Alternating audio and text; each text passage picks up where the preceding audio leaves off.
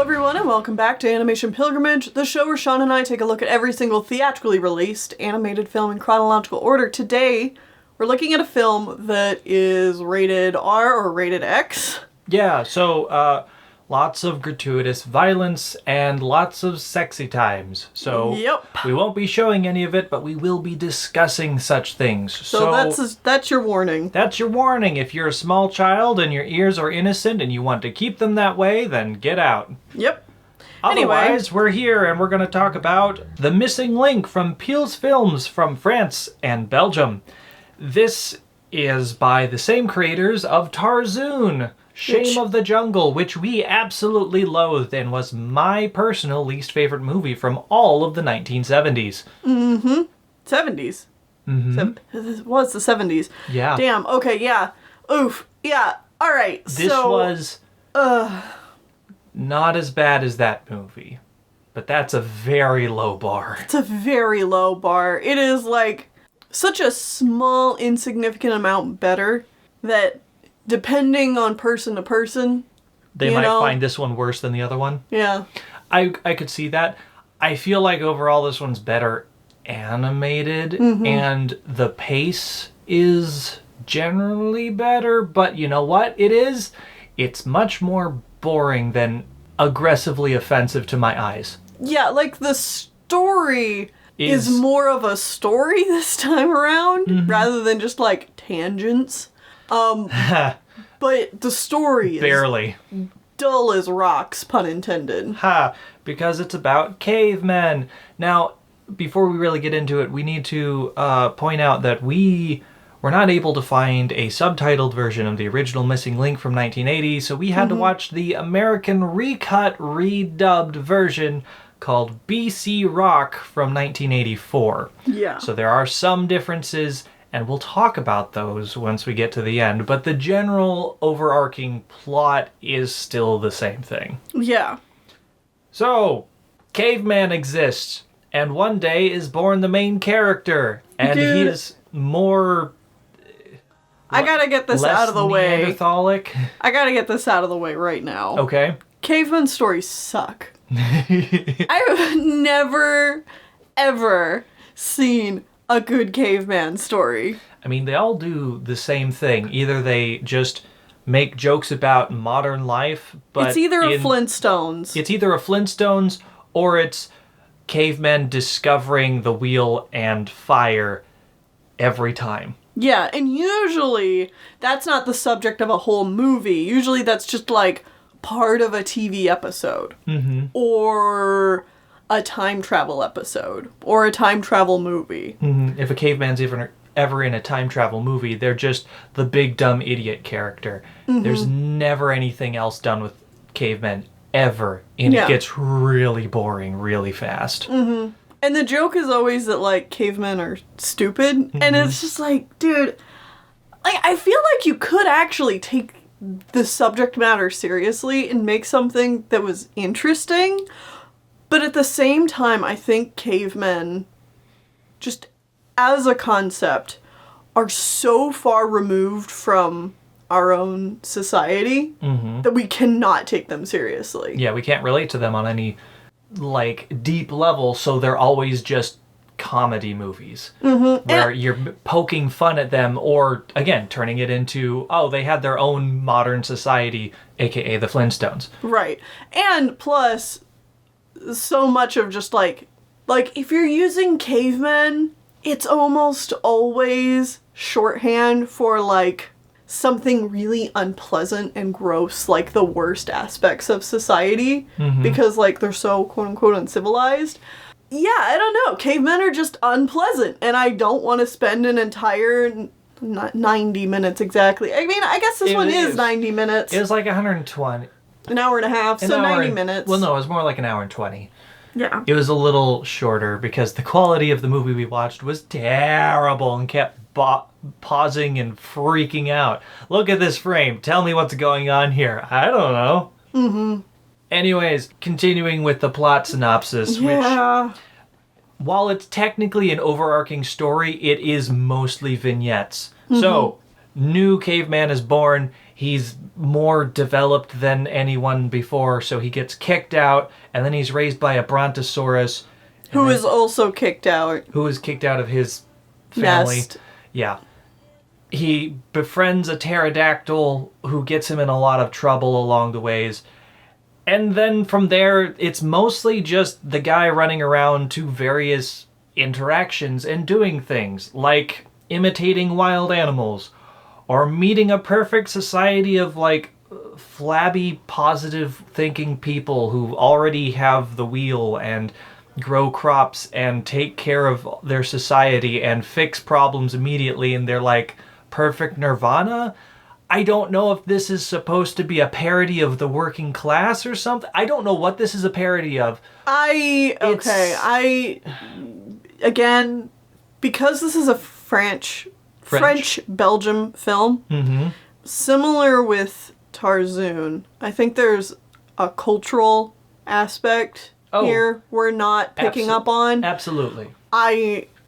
This could be completely wrong, but I think that both the advanced, already growing crops, positivity peoples, and the later on we meet like some other people who live up north and are like around seals and stuff. I think they're both supposed to be some kind of like insulting caricature of other peoples of Europe. I think so, probably. But I don't know what they are. But that's the impression I got. Again, I could be wrong. We don't speak French, and the English versions don't. And I don't understand what the stereotypes are, so... Either way, this society mostly has itself figured out. He messes with them. He figures out how wheels work. He has sex with a cat girl. He plugs a dragon's butt so it breathes fire out of its face instead of its butt. He reenacts King Kong / Gulliver's Travels with a society of ants. He goes to the frozen north with a bunch of other giant Neanderthal people who are clubbing a bunch of seals, and he gives them fire, but then it goes bad. Who cares? None of this matters! Oh, and there's also a shark blimp at one point. Eventually, at the end of the movie, he goes back to his Neanderthal people and teaches them all of his ways, and then they wreak havoc and become the Third Reich. I'm not kidding. It's even more explicit in the French version, where the main antagonist literally just starts screaming German and acting like Hitler.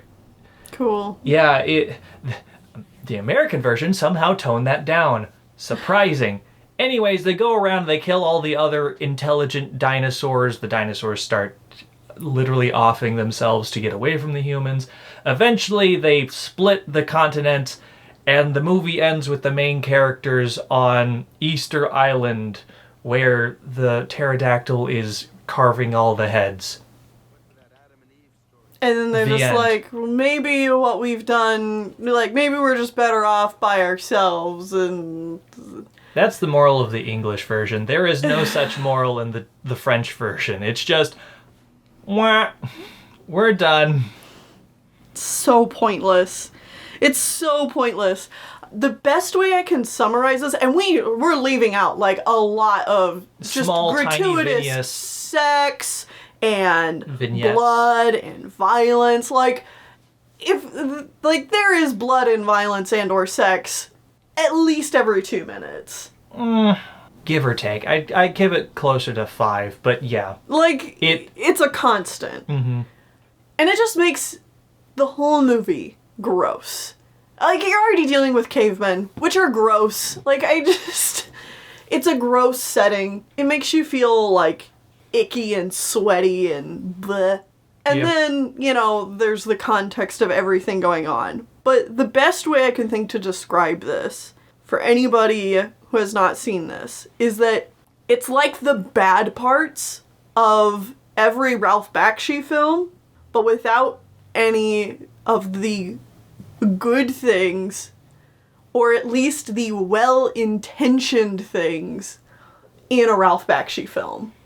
Because even if a Ralph Bakshi film is wildly offensive and gross and unpleasant, it's usually at least well-intentioned. Because it's trying to showcase communities that don't normally get seen. Exactly. Like, you can watch a Ralph Bakshi film and you're like, dude, this is miles off the mark, but I get what you're trying to do. You're just doing it really badly. So, This is just grossness for grossness' sake. yeah, pretty much. So, I want to spend a little bit of time and talk about the differences between the French and English versions, because There are quite a bit of differences. they recut the movie and they put things in a slightly different order for no reason other than to cut out specific tiny scenes. Yeah, and the audio is completely redone. Oh yeah, audio is completely redone. In the original French, it's very quiet most of the time. It's a narrator, like a nature documentary most of the time. The characters do speak on occasions, and every now and again you get like a rock song in here. And during the credits, it thanked Star Wars and George Lucas, and I don't remember there being Star Wars music played, but maybe there was. I don't know. I kind of sped through it just to see what the differences were, because I watched this movie twice. Why did I do this to myself? I only watched the one. I watched BC Rock. Yes. The American cut. And you watched both, just Yes. to see what the differences were. So there were a number of small cuts that were made to this movie. And I'll talk about those specific cut scenes in a little bit, but the major changes that were made when it turned into BC Rock, released 4 years later in America, is they completely redid the audio. They took out the narrator. They had characters talking constantly. The main character now narrates everything going around. Instead of being named Ugg, he literally gives himself some sort of shitty, like, It's like dude bro Stevie name. Babcock or something. Yeah, something like that. They got a couple a comedic duo to do all the voices pretty much for this movie. They also had either those same people or someone else come in and write 8 or more rock songs to play constantly throughout the entire movie as compared to just a scene here or there. And they made the pterodactyl, who is the most affluent speaking character in the entire movie, into a jive-talking black guy. And he constantly makes fun of stupid white Neanderthal man. It's an offensive stereotype, to say the least. Yeah. And there's other incredibly racist jokes all throughout the American version. I don't know if those still existed in the French version because I don't speak French. Right. So I can't say whether they're... I'm sure there are offensive jokes all over the place. That's the movie's M.O. That's what it's going for. Yeah. So, let's talk about some of the small scenes that were so bad they couldn't end up in the American version for some reason. And yet the American version decided to add its own offensive stereotype. Hooray! Okay, what do we got? I don't know what the pterodactyl is going on about, but they seem to be some of the more intelligent species going around. Doesn't matter. The other intelligent potato people that make things, there's a scene cut where they are all eating together and then they all get drunk and pass out. That's it. Okay. Part of the reason I think this scene got cut, I don't know why they cut a drinking scene where everybody gets drunk and passes out. I feel like it didn't work with the American MO of what they were doing, and they also recut these scenes so the main character interacts with these guys in a couple of different scenes as compared to all at once. I don't know why they recut it. That makes more sense. Yeah, they recontextualized the order that he does stuff for no reason. Yeah, because then there's some things that just don't make sense. Like you see the wreck of a car. Which he does after a turtle thing, but which happens after he interacts with these guys. But they moved the turtle scene to later in the movie. So you see the wreck of a car and you're like, what was that from? And then later in the movie, oh, he made a car. Yeah. Because they recut it for some stupid reason. There's also a scene involving the potato people where you see 4 eggs hatch, and then it's 4 tiny ones, and they're immediately like, oh yes, we're good and great, and hi, how are you doing, and stuff.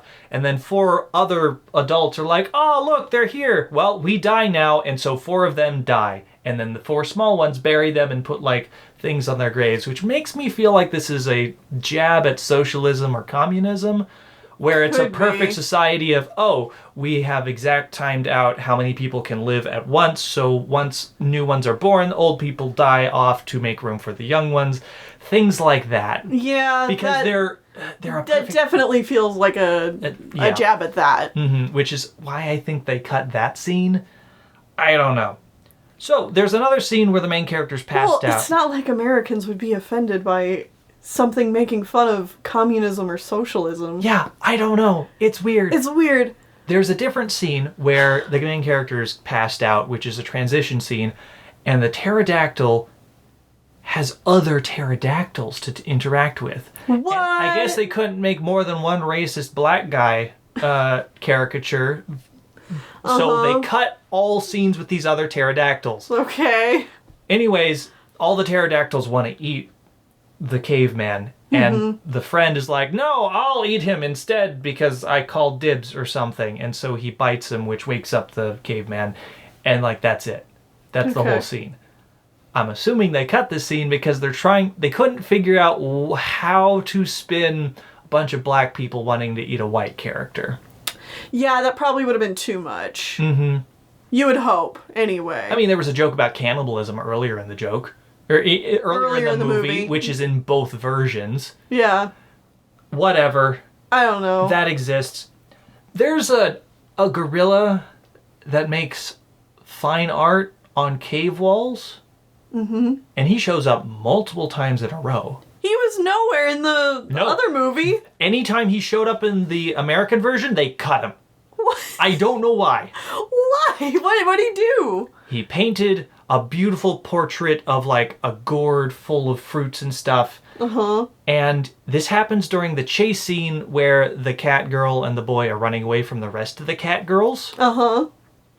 They run in, Ugg sees it, smacks his face on the wall, and is like, oh, it's a rock painting, it doesn't matter. So they run off, and then the gorilla paints them onto the portrait, and then the cat girls come in, and they're like, it's them, we need to get them. And then they run into the portrait, doesn't work, and then they keep going. So he paints all the cat girls on there, and then the dinosaur who's following them sees it, and he's like, there's my friend, and he's in trouble, I gotta save it, and he smacks into the wall, and it doesn't work, and then he moves on. They do this joke like 5 times in a row, where the guy just keeps painting them on. But that was all cut from the other version. They cut it all. I'm fine with that because it sounds like a pretty bad joke, but why cut that? There's more context later, but we'll have to get to it. Uh-huh. There is a follow-up scene with the farting dragon where he interacts with the dinosaur and tells him the correct direction to go, but I'm assuming they cut this scene because they recut the movie and the scenes happened in a different order, so the dinosaur who is following behind has already passed through that area. Yeah, so they couldn't use that scene. Mm-hmm. The Ant Society section had a bit more going into it. Uh-huh. Where you see them just interacting in their city, and one of them selling like giant cigarettes, and then somebody steals a cigarette, and then the police go beat the ever-loving shit out of him, even after he gave up the stolen item. Cool, great, love it. Uh-huh. So they cut police violence from the movie, which, good for you, I guess, Americans? I mean, that would be, Americans would probably see that as slander against the police, so... But Ralph Bakshi got away with that stuff, so I don't know why they'd cut it there. Yeah, I don't know. There was a couple of other scenes about, a begging ant who wasn't actually blind, and, that's mostly it. Right. There's just a bit more there. Who cares? Uh-huh. So, in the opening of the American version, there's a bit of an Adam and Eve scene. Yeah. That's a full scene later in the other movie, because in the American version, some people know the story of Adam and Eve, and other people know evolution. Well, it's actually this, and let me tell you my story, and it's some bullshit like that. Right. In this version, dude just wanders through the Garden of Eden. He eats the apple. He's like, doesn't taste very good. He throws it over his shoulder. Eve picks it up and like, fruit. And then God comes down and he's like, no, you're not allowed. And then he destroys the garden and they're kicked out. And then God comes over and is like, fuck you in particular, caveman. And he punches him out. And like he flies off to the next scene. Wow. Yeah, I guess... I mean, that makes a whole lot more sense, I guess. Yeah, so the religious... I guess they're trying... The Americans wanted to play to a religious audience and... Why? Jokes... I don't know! No one religious would be watching this! Yeah, that's what I'm thinking, too. It's like, well, I mean, there's dumb people that would watch a shitty, raunchy movie that are definitely Christians. Yeah, I mean, that's true, but... Like, I guess they're trying to not offend the Christian subsect of people that would watch this movie. I don't know. Some of these cuts make no sense to me. Yeah. So, the final section that's expanded is the caveman running amok, destroying things. Okay. So, the war is bad segment. Which is very brief. The part that they gloss over is the caveman going into the gorilla's cave and painting over his beautiful paintings with shitty cave drawings. Okay. There is also a brief scene where they've killed some number of the cat girls, and some of the female cavemen now have makeup and jewelry and stuff, and they fight over it. Like a necklace made of their teeth, or a hat that is one of their skulls, or something like that. Cool. I'm assuming they cut that because it's right off of the back of the gorilla scene, and they just didn't want the gorilla scene at all, so they didn't do it. So they just cut that whole thing. There's also brief segments where you see the gorilla who had just painted another beautiful painting on a stump. He covers it up and then pretends to eat like a banana and look like a dumb creature so that he's not killed off by the humans. The humans. And you also see another one where the very affluent pterodactyls are like, oh man, well this kind of sucks. Good thing they won't come after us. Oh no, they're coming. Everybody act like a bird. And then they just act like dumb birds to survive as well. Okay. And like that's the main cuts. That's everything that's cut from the movie. And some of that doesn't make any sense other than they didn't want to voice another character, maybe? Yeah. And see, and that's... I'm kind of glad you went through it a second time, because in my notes, it says that cuts and things were reworked for the movie because the dialogue... the claim is that the dialogue was too raunchy. And I mean, a lot of those cut scenes had dialogue. Well, yeah, but... That's the thing, is they said, like, it was recut and edited to fix dialogue that was considered too raunchy, which would have gotten the film an X rating here in America. And I was like, no, that's bullshit. Especially after hearing, like, everything that you just said. I am much more likely to believe that this was coming over here. Publisher said, you know, we don't really know what to do with this. And so someone was handed this project, and they're like, I'm gonna make my own thing out of it. Yeah, I'll cut it this way. Which has...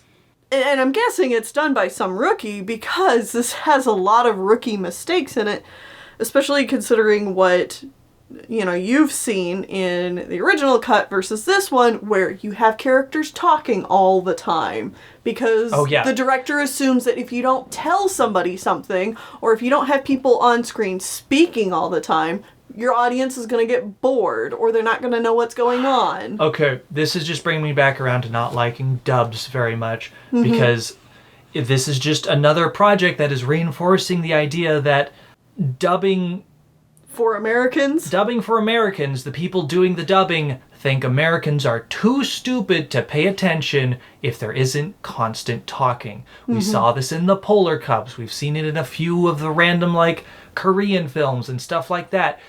But if the characters are not constantly talking, even when their lips aren't moving or they're not on screen, the humans, the dumb Americans, will not pay attention to the movie.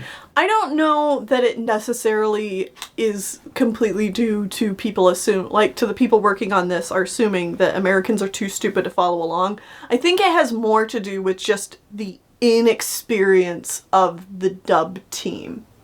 Because, you know, if you're assigned to the project of, like, you need to redub this film, you might not necessarily know the context of what's being said originally?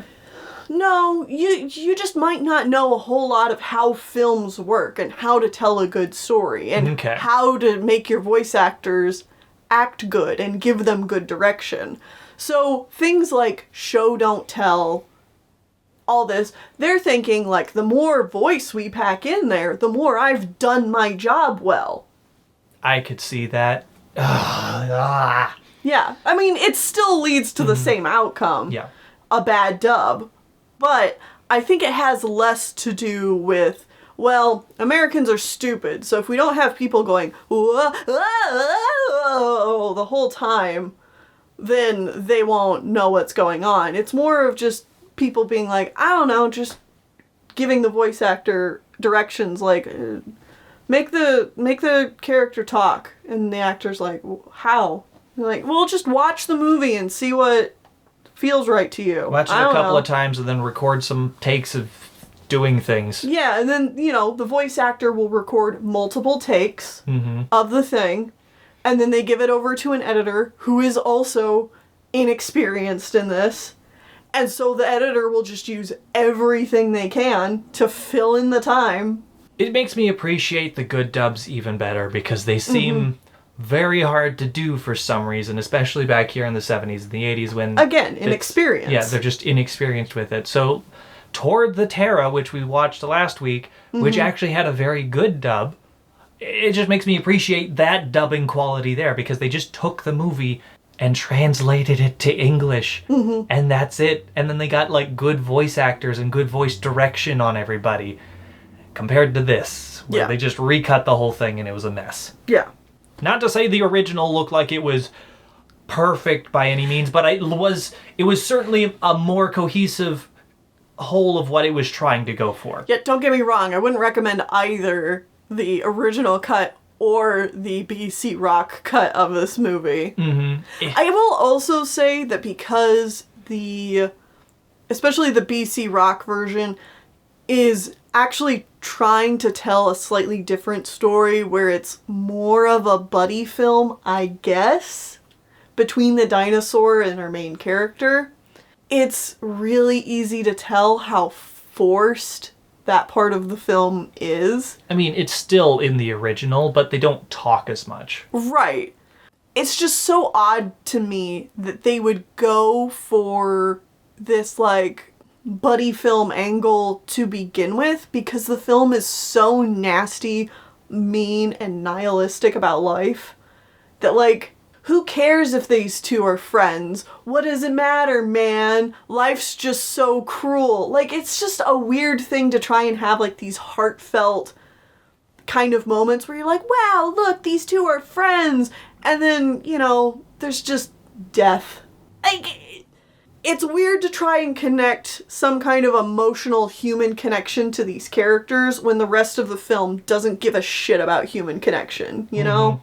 That's what I'm saying, is, like, it just has a failure as a whole on that part. And, like, I don't think an audience coming to this film for a, screw the world is cruel, haha, let's laugh at all this vulgar shit, is going to be interested in the wow, look at these buddies, boring parts of the dinosaur and the guy.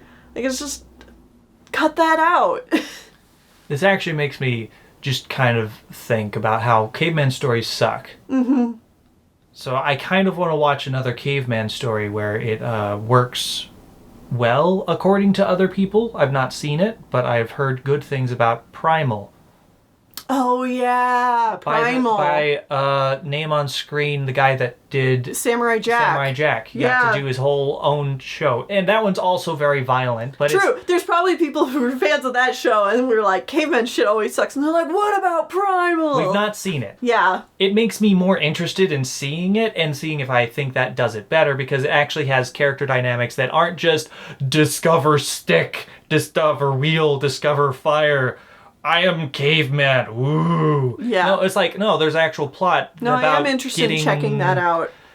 They're trying to get, like, the dinosaurs baby back or something. I don't know. There's an actual plot there that isn't one of the just generic human life. Caveman checklist. Yeah, it's not plots. As far as I know. Yeah. Okay. Yeah, we need to check that one out. Anyway, don't check this one out. No, absolutely. Next Screw time, this one. we are going to something a lot more wholesome. Probably. I mean, look at where the marker here. Like, look at where the bar is set. Anything is more wholesome. We're going to America for the first time this year. For Bon Voyage, Charlie Brown. And don't come back. Wholesome, like I said. See you guys then.